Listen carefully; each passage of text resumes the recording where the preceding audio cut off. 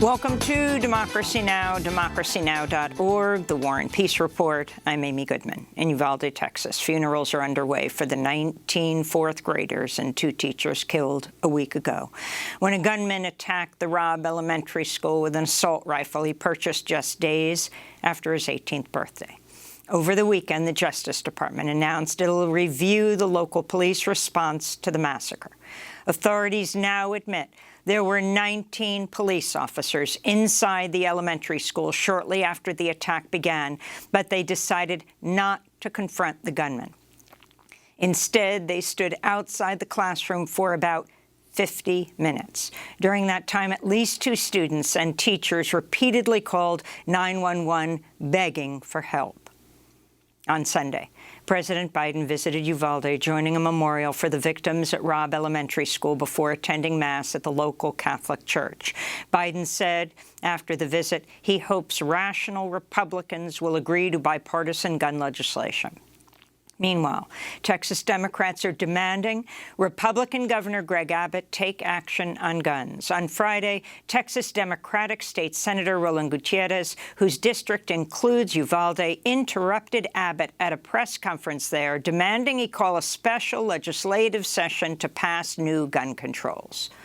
I don't know how to express the loss of the families that I've talked to, and I know you feel it too.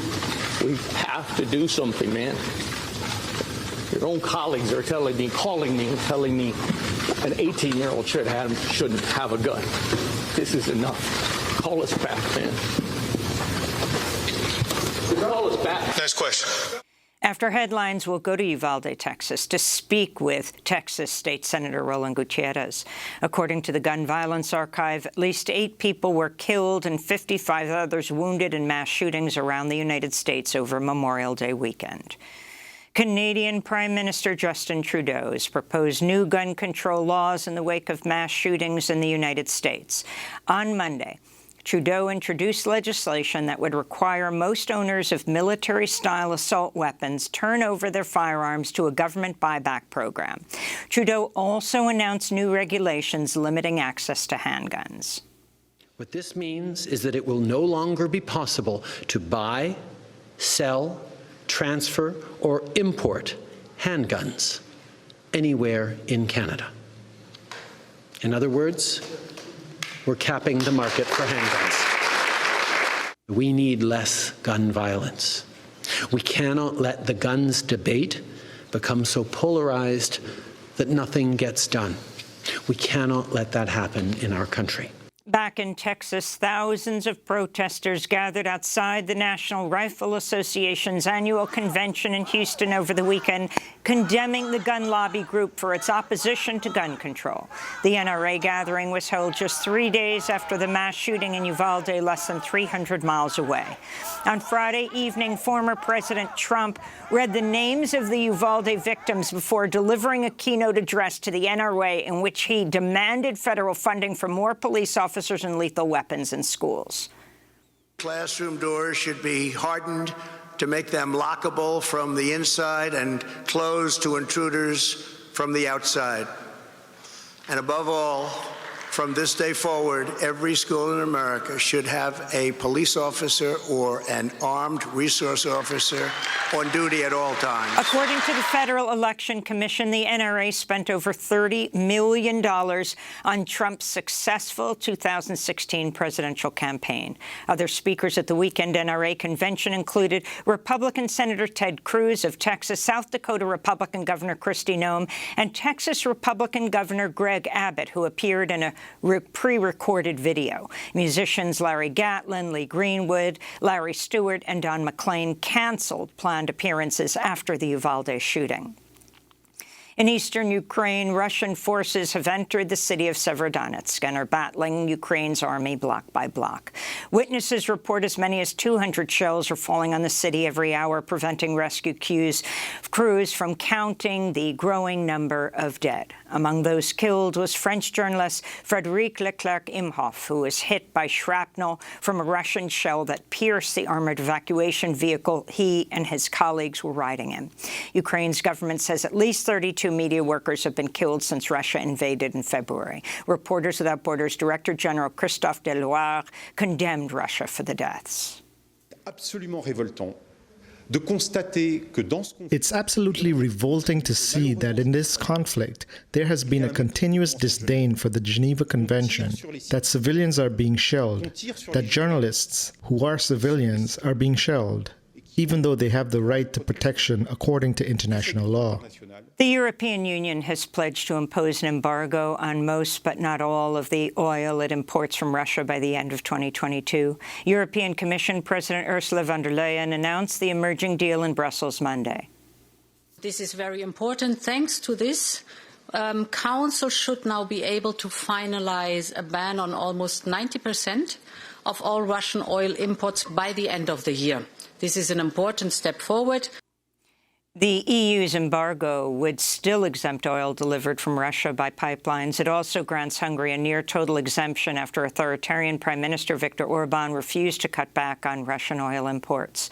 Iran's military has seized a pair of Greek oil tankers in the Persian Gulf. Iran's Revolutionary Guard Corps says it took the action after Greece recently impounded an Iranian tanker and confiscated its oil, reportedly at the request of the United States, citing European Union sanctions. This comes as talks between the Biden administration and Iran aimed at restoring the 2015 Iran nuclear deal have stalled. In Brazil, at least 91 people are confirmed dead, with many more missing due to massive floods and landslides caused by heavy rains in the northeastern state of Pernambuco. Poor communities living in favelas in the city of Recife were among the most impacted, with landslides wiping away homes built on hillsides. Similar disasters have been recently reported in the mountains of Rio de Janeiro and other regions of Brazil as the country experiences more severe rainfall caused by the climate catastrophe. In Mexico, Hurricane Agatha made landfall in the southern state of Oaxaca Monday afternoon, becoming the strongest storm ever to make landfall in May in the eastern Pacific. The region, which is home to many beach towns and fishing villages, was hit with torrential rains, causing mudslides and power outages. The South Pacific island nation of Vanuatu has declared a climate emergency. Vanuatu's parliament unanimously passed a resolution Sunday introduced by Prime Minister Bob Laufman, saying the climate catastrophe is undermining the fundamental human rights of present and future generations. Speaking to Parliament Sunday, the Prime Minister said Vanuatu is already disproportionately impacted by rising sea levels, devastating tropical cyclones, and other severe weather patterns triggered by the climate crisis. The air is already too hot and unsafe. We are in danger now, not just in the future. Catastrophic heat waves and bushfires, droughts and crop failures, and cyclones and coastal flooding are affecting Vanuatu and reaching around the globe. Coral systems are dying, and the world is now facing the 6th mass extinction in history. In Colombia, leftist presidential candidate Gustavo Petro will face off against right-wing businessman Rodolfo Hernandez in a runoff election in June. Petro won Sunday's first election round with just over 40% of the vote, less than the majority needed to declare a first-round victory. In a surprising result, the far-right candidate Hernandez placed second. Hernandez is a real estate tycoon who once called himself a follower of Adolf Hitler. Petro is a former guerrilla member who has vowed to fight worsening inequality in Colombia with landmark policies, including a tax reform and redistribution of pension savings. His running mate is the Goldman Prize-winning environmental activist Francia Marquez Mina, who would become Colombia's first black vice president if they won. Both Petro and Mina have received several death threats throughout their campaign. We'll have more on Colombia's presidential election later in the broadcast. China's begun to ease COVID-19 restrictions in some of its largest cities. On Monday, workers in 2 districts of the capital, Beijing, were allowed to return to offices after authorities lifted some work-from-home rules and reopened public transit. Meanwhile, officials in Shanghai say they're preparing to lift a strict 2-month lockdown on June 1st. Chinese President Xi Jinping has ruled out ending China's zero-COVID strategy, even as the nation struggles to stamp out its worst wave of coronavirus infections since early 2020. Here in New York, another prisoner at the Rikers Island jail has died. New York's Department of Corrections says 20-year-old Emmanuel Sullivan was found bleeding from the nose and unresponsive in his cell Saturday afternoon. The cause of death is reportedly under investigation. He's the 22nd Rikers prisoner to die since 2021 and the 6th Rikers prisoner to die this year. In response, community organizer, Rikers Island survivor Edwin Santana said in a statement, quote, "This tragedy should show every judge, prosecutor, and elected official who's ignored this truth before. Rikers is a death sentence. We don't need plans to create plans. We need action, and that action must include releasing people from the custody of an agency that cannot or will not keep them alive," unquote.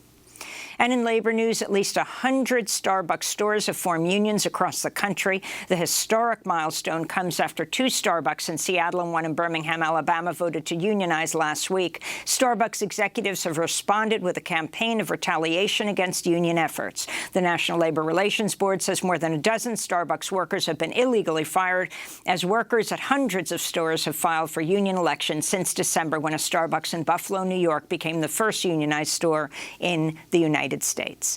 And those are some of the headlines. This is Democracy Now!, democracynow.org, The War and Peace Report. I'm Amy Goodman in New York, joined by Democracy Now! Co-host Juan Gonzalez in New Brunswick, New Jersey. Hi, Juan. Hi, Amy, and welcome to all of our listeners and viewers across the country and around the world.